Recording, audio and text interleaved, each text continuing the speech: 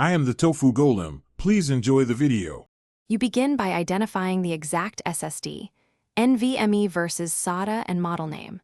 Once done, install or open a smart-capable tool like Crystal Disk Info or SmartTool. These read the drive directly. Make sure to run an immediate smart read to fetch critical values such as reallocated sectors, media wearout, and power-on hours.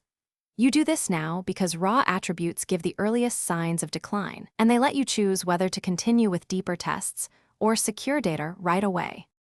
Once the quick read is complete, run a long or extended diagnostic. That exercise checks more of the controller and flash cells over time. While the test runs, inspect percentage used, reallocated count, and uncorrectable error count, since these numbers reveal wear and data integrity risk. Also confirm the SSD firmware version, and if available, run the manufacturer's diagnostic.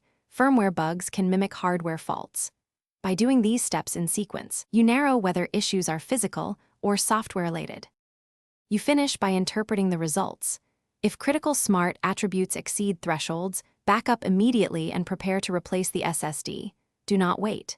If numbers are borderline, try a firmware update, run a secure erase only if you have a backup, and contact the vendor for guidance or RMA. Make sure to monitor SMART regularly, set weekly checks or alerts, because trends matter more than a single snapshot. Troubleshooting tip.